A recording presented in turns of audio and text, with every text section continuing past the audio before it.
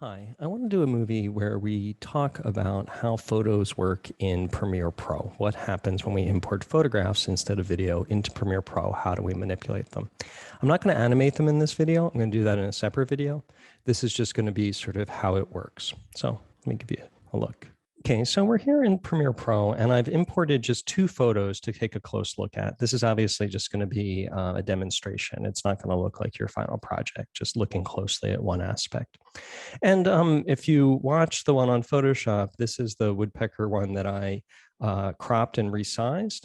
So you see there, I moved its size over so we could see real close. And I brought in the original just to show you just how large it is. So this is the original at 6,000 by 4,000, right? You can barely see the woodpecker.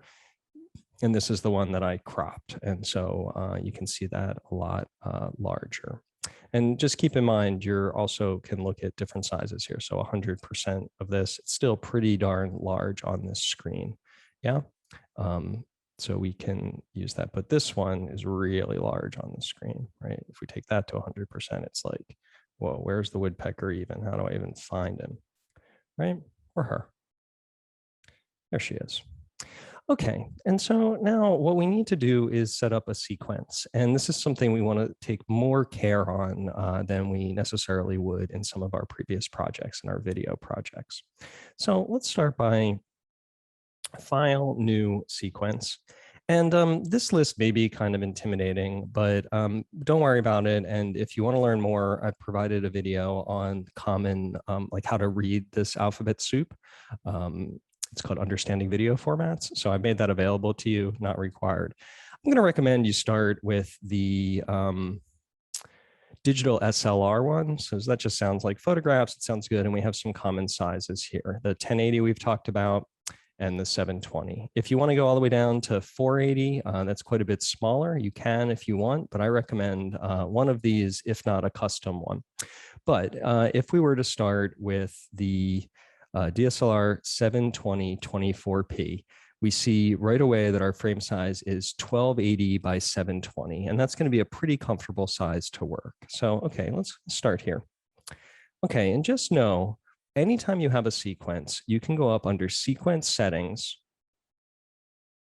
and you can see what size that is, and you can edit it. So I'm going to go back and do this later, but you can see right off that the frame size is 1280 by 720, and you can customize this. You're not locked into these set sizes. If you want to make this square, you can make this square.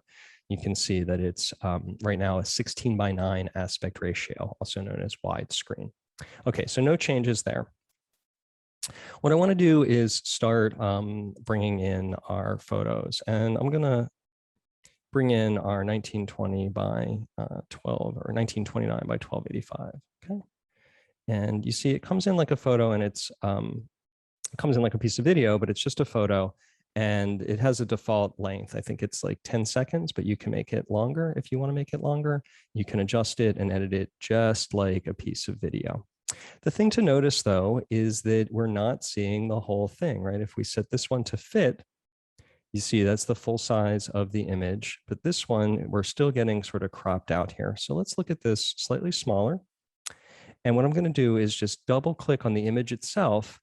And now you see its frame. If you see that blue line, move myself out of the way there, make this a little larger.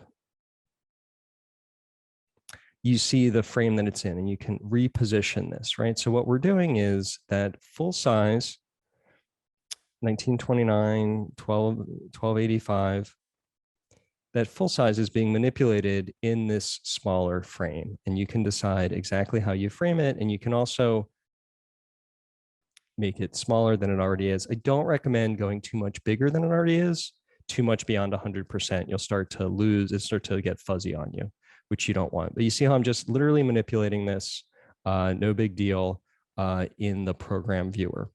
Now, notice if you double click here on the timeline, you double click that image, you're opening up this instance here in a detail. So I'm going to keep moving myself around. And I want to show you this tab you may have not looked at before, this effects control tab. So here you see a mapping of the effects, and in particular, motion is what we're manipulating. So see these numbers here? Those are coordinates. See the scale? I went up over 100%, so I can return that to 100.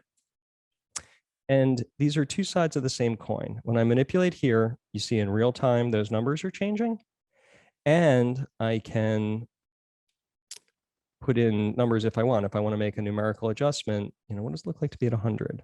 What does it look like to be at 0? I can also drag here. I'm just moving vertically, making that adjustment. Just moving horizontally, making that adjustment. Just changing the scale. Okay. Again, you wind up at 110%. Yeah, okay, but not much bigger than that. Not much bigger than 100%. And we mentioned you often don't want to, but you can rotate if you want, this sort of thing. So all of that is available for you. So just a couple things to add on, and it's mostly about the sequence size. And in another movie, we'll move on to actually manipulating these and animating them, changing these parameters over time with keyframes. Not quite there yet, but we'll get there. So let me just say a couple more words about the sequence. So first of all, if I go up into sequence settings and I decide, maybe I do want to work square. Maybe I'll do this sort of custom for Instagram. And I just type in 1000 by 1000. We see we now have a 1-to-1 aspect ratio. And I click OK. And it's telling me this is going to change the previews. This is really changing the frame size. But yeah, okay, I know what I'm doing. And now we see it in a square frame. And I have different choices on how to manipulate that, right? I can do different things. I want to make just a couple more points here. One is, I really recommend you resize these photos. It is possible to work with the big original photo here, but it is so large. Look, I can't even see its edges. If I go down to 10% and double click it,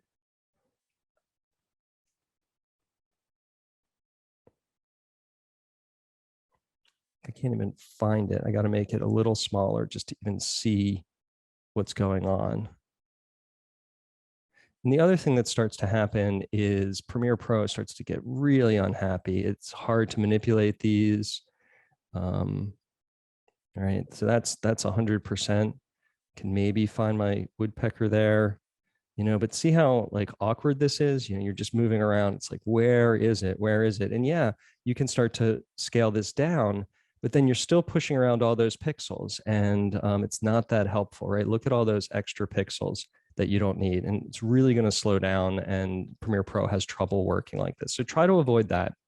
And then the other thing to be aware of, I'm going to quick close this sequence just to show you this. So this is where some students get in trouble.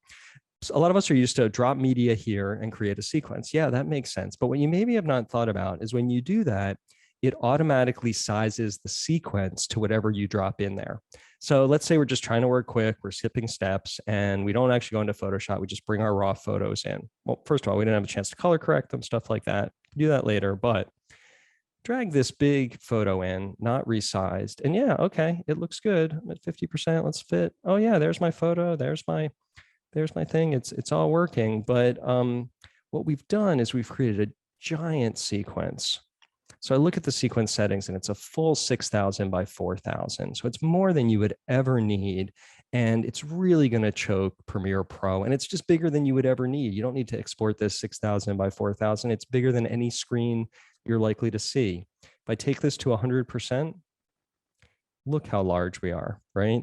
It's just gigantic, more than we would ever need. So that's kind of a quick and dirty thing that can get you in trouble. So I would really avoid on this project just sizing your photos by just dragging them in, or sizing your sequence by dragging your photos in. You create a very large sequence. You really want to take control over this by doing a new sequence or going into sequence settings and really paying attention to how big your frame size is, which will then guide how big your photos have to be to manipulate them. Okay, that's a look at how photos interact with Premiere Pro. I'm going to do another movie where we actually put them in motion, so stay tuned for that one.